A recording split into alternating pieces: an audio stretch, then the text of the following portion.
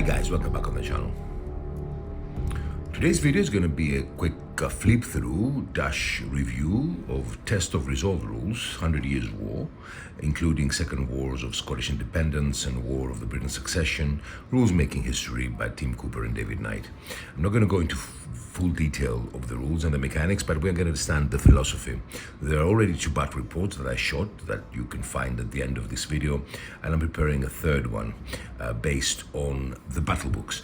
We have also 3 battle books with scenarios of the 100 Years War, the War of British Succession, Scottish Wars of Independence, and we're going to showcase them in a subsequent video so we can see how the mechanics work and how the authors decided on the battles they're going to use and what these books provide.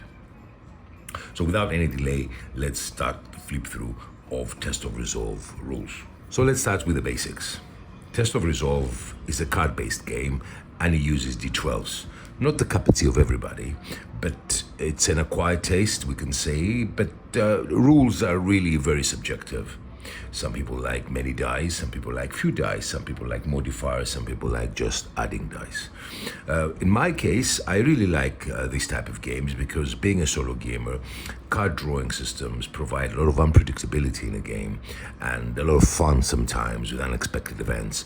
And I think the 2 dice, and especially the D12s, are chosen by the authors because I had discussion with them, because they can also provide unpredictable sometimes results, being a range of 12 and not 6 or 8 or even 10. So the game is based on cards and 2 dice adding modifiers. Not many modifiers, but you have modifiers. So let's start with the flip through.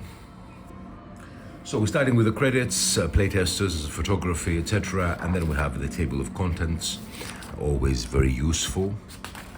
And then we go into the introduction. We're talking about tactics, about a game overview and tactical doctrine, stances. Here always in the book has some kind of appendices where they explain the philosophy behind some rules, historical accounts, etc. So this is very interesting appendices to read. And now we start with troop types. Troop types are very basic. You have household knights, men-at-arms, and common troops that they're melee. Archers, crossbows are bows, missile troops, and artillery. And here we have the description of the troops. Obviously you have Castiliers, Hobblers, and Light Horse. They're added bonus here. And then you have the companies. Every unit, you call it a company, and the deployment. Here we're talking about the basing. I like the basing. The basing has this square look at a deep square mass like feel on the battlefield. I really like it. You have mass troops that you have 2 options of basing them, and mounted men-at-arms. You have wide format, basing form, that is usually missile troops that can be also for foot troops if they're defending an obstacle, for example. And you have artillery. I really like the basing system. It's very interesting. And I like these square bases provide a really nice look on the battlefield. Now you have how you change formation from wide to mass. They're talking about household companies, and household companies trying always to find the enemy household company to attack. How a company is eliminated if it's destroyed by losing all the resolve points, if it routs, or if it scatters. And then we're talking about battles and battle elimination, commands, command elimination, and small companies. You can play these rules with smaller companies that will have less resolve points. So here are the resolve and morale, the resolve points of the troops, household and men-at-arms, for example. They have 4 resolve points, good commons 4 resolve points, poor commons 4 resolve points, archers and crossbow 3, and artillery 1. But also you have battle morale points. Battle morale points are not the same as resolve points. Every unit gives a specific number for the battle morale points. So the household knights and the men-at-arms, although they had 4 resolve points, they give 3 battle morale points. And here is an example. A battle consisting of 1 household and 2 men-at-arms and 2 archer companies. It's 1 by 3 battle morale points, plus 2 by 3, plus 2 by 1, 11. So the battle has 11 battle morale points at the start of the game, and by losing resolve points in units, you're using battle morale, or you're losing battle morale points, and then you reach a point, but you have to take a battle morale test, etc. Then you have the army deck, and this is the deck that is provided. Before I continue, I have to mention that this is the PDF that I printed and binded. It's not the actual book, and these cards are cards that I created. They're not cards that will be provided by the game. So these are the cards. Here it says you how many cards from its type you have, and in the next page we're talking about the playing deck. Now the playing deck is basically what?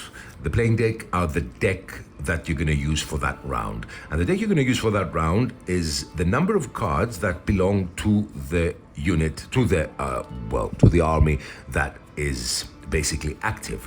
You draw all the cards until you find your opponent's card, and that is the playing deck of this round. So these 3 cards that you will draw one by one, and this, for example, is move and melee. You finish this one, and this one would be St. Denis, and actually this is Scottish, I think, and this will be aimed fire, strength, and resolve. So these are the playing deck. When you finish, you start with the next playing deck. You draw the cards for the English, and that's quite a lot actually. 4, so these 4 cards that the English will play will be the playing deck for the English for this round, and so on and so forth, until both end game cards have been drawn, end turn. So when you draw the end turn of the English, for example, if this is the English, the game is not finished until you draw the end turn card of the French. So this is the playing deck, and here's the cards, and here explains to you all these cards. What do they mean? Move and melee, how many units are moving, or how many units from a division are moving, companies. Move and melee, an Arrowstorm card, move and melee, 1 battle card, so this is move and melee for one of your battles, so you'll make a choice. The cards provide a very interesting choice, and a very interesting, and I would say really, for my case, welcoming unpredictability, because you may have 4 cards that you will use, and then your opponent has 1, and then you can get an advantage at that time, but you know at the end of the battle he will have the advantage because he will have his cards remaining unless the end game comes. So that's quite interesting. Secure commander cards, all these cards are explained really well, and then you have movement. I like movement because movement is valuable. You roll d12, and for mounting d12 plus 2, and what you roll will be your movement, except if you roll 1, that means you fail the movement. I like it because it's part of the command phase. I believe that movement that is not standard gives a lot of unpredictability. It can destroy your plans, but at the same time, you know, a unit decided not to move. A unit found something in the terrain, some obstacle that couldn't go through. So I like, in a way, a movement that is not set 100%. Then you have battle lines. Now this rule set understands, and I have to say it's the best set of rules for the 100 Years' War, because regardless if you like cards or you don't like cards, it depicts the period perfectly. So battle lines, battle arrays, waves are deployment styles that you will decide when you're setting up or when you're using one of the scenarios that you have already here that we're going to go in detail in a subsequent video, and the deployment of the French or the English. Maybe the English will be in the defensive position. So these deployments have advantages and disadvantages that are very important in the battle, and this is something that depicts the period very well. We didn't have a lot of maneuvering in the 100 Years' War pitched battles. The armies deployed. If they deployed well, they usually won. If they deployed bad, they usually failed. And this is how the rules depict it. So you have waves, you have arrays, all these different ways of deployment have positives and negatives, and you will make your decision depending on the army you have or the scenario you're playing. Now you have the 3-inch cost, and that has to do with 3 inches that cost for any maneuvering, and you have to do it before the straight move. Now this is bow company movement. Now bow companies have a different style. Bow companies, if they don't belong to a whole, let's say, division, they have a standoff distance of 9 inches. They cannot go closer to an enemy than 9 inches. Obviously they're afraid, they don't want to fight hand-to-hand combat unless there is some restrictions to this rule. Then a combat a bow company can move closer and attack if, for example, there is another bow company or artillery company, or if there is a troop that has lost 2 resolve points or is isolated. So there's some prerequisites that will allow bowmen to attack. Bowmen who belong in a bow company, not bowmen who belong in a whole division. Contact and situations, opposing battles, this has to do all with the deployment. And then we have interpenetration, very simple interpenetration, usually between longbowmen and men-at-arms. There we go, moving across an enemy frontage. A typical rule about the zone of control, exactly the rules that you have in most rule sets. You know, you cannot cross a zone of control. Basically, either you attack or you retreat. Attacking a defensive position and crowding. Now, this is again has to do with deployment, and depending on your opponent, if he decides to deploy in a defensive position and you attack this defensive position, you are subject to crowding rule. These rules that you're hearing, crowding, funneling, and they're so, you know, you hear them and you say, oh God, how difficult this will be. They're very simple die rolls, nothing complicated, but the philosophy behind them is really good. So in crowding is a very important rule, is usually subject to Arrowstorm, or if your opponent is in a defensive position and the units crowd, they subject to an Arrowstorm, successful Arrowstorm. They're pushed, half a base width, left or right, and then obviously you roll for a crowding test. It's a basically face-off, and if the English archers win this crowding test, let's say the English player wins, then the crowded units lose resolve points. Then you have the headlong charge, another kind of attacking deployment decision, gives you advantages, and the advantage is that you can move faster, or actually you can roll for movement before the start of drawing the deck. So you have an advantage in movement. You can close the distance faster, but at the same time you're subject to Arrowstorm and crowding. Again, here's an example of companies it has very nice examples and photographs here, about sketches, and here's an example of a company in a defensive stance and how the French are crowding because of the defensive stance of the English company. Engaging a bow command, still about engaging a bow command, that has to do with the crowding. And then we go to fire. Very simple tables, don't get intimidated. Aimed fire, very simple, depending on the type of unit you are, or your type of unit actually you're shooting at. If you lost resolve points, if your opponent is in cover, if he's mounted, you get more modifiers.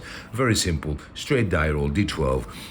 You hit with a +9 or a natural 12, and there is one resolve point loss. Obviously, you have artillery. A natural 1, the bow cannot fire next time, or the artillery, and the rebold explodes. Some very interesting options here. A natural 12, the attached commander with the target rolls for a flesh wound. So very nice options you have here in fire. And here are examples of fire outcomes. Then we go to targets on natural 12, what is the flesh wound for the commander and how it works. Overhead fire and Arrowstorm. Arrowstorm is a different kettle of fish. Arrowstorm is very different to aimed fire, and the name shows it. Aimed fire is basically aiming at a unit.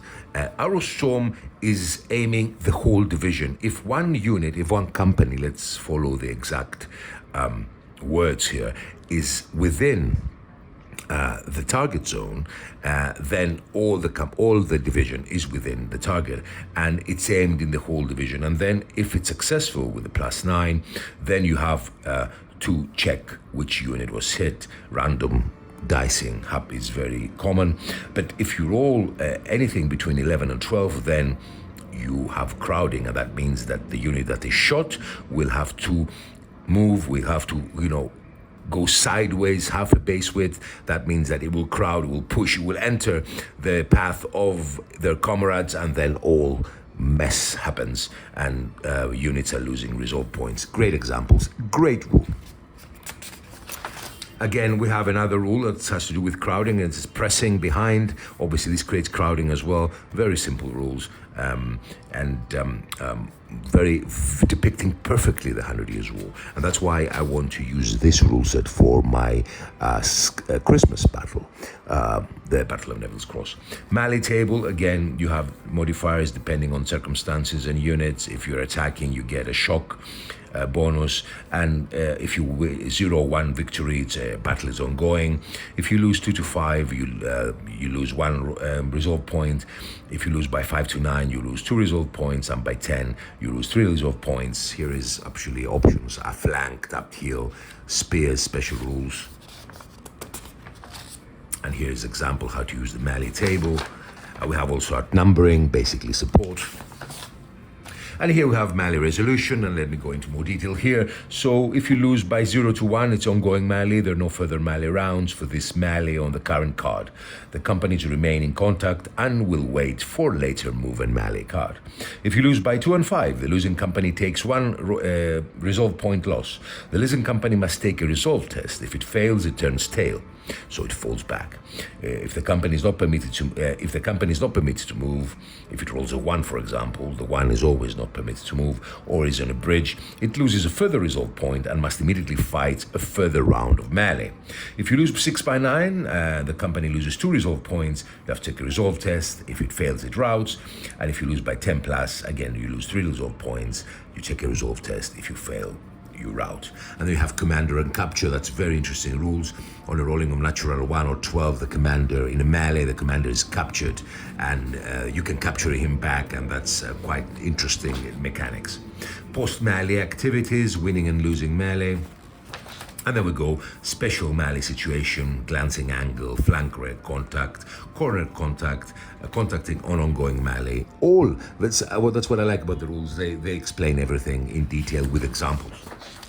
Pressing, again, basically is support, but it's called pressing because it can also cause crowding if the units, or say the companies in the back, movement crashes in a way to the forward ranks, it will cause crowding. And bow company in melee. The bow company can seek haven if it's attacked. If there is a melee unit, a melee friendly unit, or melee friendly company within a specific location and distance, it can fall back and be supported, fall back, and the melee company will fight the battle with their opponents. So it's something quite common in the 100 Years' War. Then bow company in mass formation, artillery company in melee. And then we go to a little bit more details here in wide melee company. Wide formations are usually obviously for archers and missile troops, but also are for basically defensive positions. The wide formation, you can control the defensive position better, and you can avoid your opponents try to outflank you. You have the disadvantage of being able to be attacked by 2 mass formation units because you have a wider frontage, but again, at the same time, you have the advantage of the defensive position and obviously of the supports around you. Wide bow company, again, explanation how you can seek haven, how you can protect yourself behind a missile, man-at-arms troops. And then you have commanders, attached commanders. That gives you an option if you want to have calm commander, cautious commander, rash commander with temperaments, and gives different advantages and disadvantages. VIP commanders, and here's capture and recapture commanders. Really interesting and fun mechanics that can change the battle. You lose resolve points and battle morale points when you lose a captured commander, but you can gain them back if you recapture him. Unless, obviously, that's another very interesting. You have the cards here. If your commander is captured, obviously, you fight again. You may have a chance to recapture him back, unless you draw the card secure commanders. If you draw the card secure commanders, that means that they're secured back in the camp of your opponent, and you don't have any chances of capturing them back. So recapture commanders. Here's just to explain to you how you could recapture commanders, and here is a ransom. It's quite fun. Ransom VIP commander, 100,000 EQs, a normal commander, 10,000 EQs, and a captain, 1,000 EQ. Now you have the test checks. You have the resolve test. So the resolve test is basically you have the existing resolve points you have to roll plus, but you, depending on your situation, if you're isolated, you have to deduct the resolve points you lost. If you have a commander, the type of unit you are. But it's a very simple table, and here has the outcome. Then you have the strength and resolve.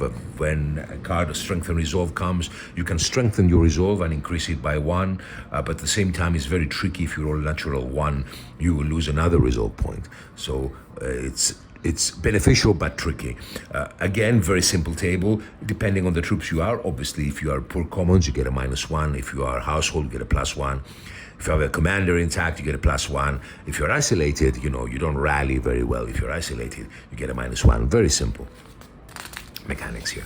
And this is the battle morale table. Again, +8, you need to pass. I told you when the battle morale is required. And there is a panic test. The panic test is usually when poor troops who are not in a defensive stance check comrades who are in proximity of 6 inches and they're turning tail, or they are destroyed, or any VIP commanders are secured by the opponent. You have to take a panic test, especially when you have poor troops. And here is all terrain, roads, paths, moving across terrain boundaries, melee across defensive positions. It has all terrain possibilities here are applicable. Rivers and streams, bridges, everything you can find here.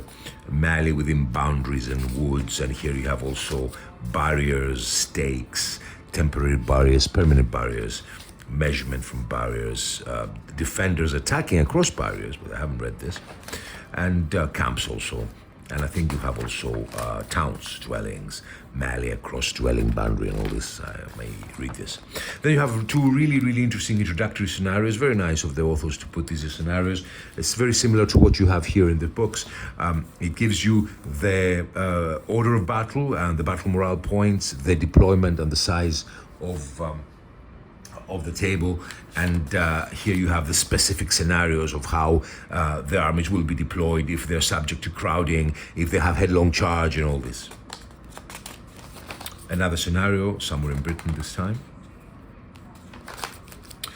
And the scenario rules, what we're telling you about. And here you have scenario specifics, excuse me. It has a lot of details. Here it's about the scenarios, specifics, some kind of examples, and then you have definition. This is a really good part of the rules because you have all the definitions, and if fan out, extreme crowding, engage, destroyed, everything there described in a few lines, and also including the page or in the rule book, you have this these definitions. So it's quite convenient. So this is for me, guys, a short flip through of test of resolve rules. I have to say, I think there has, you know, I'm very experienced in rules, and I like many rules, like Sword Point for many years, Impetus before, DBA 3.0 I played, I liked it, Midgard I played, and our last battle Poitiers that we're going to post soon on the channel, I used Midgard. But this rule set is by far the rule set that depicts better the warfare of the period. There is no comparison with any rule set. Now, you don't like D12s, or you don't particularly like card-driven games, obviously it's an acquired test. But if you want to really have a feel and fun of the period, I highly recommend them. And I think I'm going to use them, because it seems that the community wants also, I'm going to use them for our Neville's Cross battle at Christmas. So this for me, guys. I hope you enjoyed this video. I hope you enjoyed this flip through. Stay tuned for more from Test of Resolve, the battle books, and upcoming battle report from one of the battle books that released recently, scenarios 1415 and 1453. I will choose one battle and we'll shoot it. If you want to see more details on the rules, I have 2 battle reports that you can see now here at the end of the video. You will see the thumbnails. Thank you so much for watching. Have a great weekend, and bye-bye.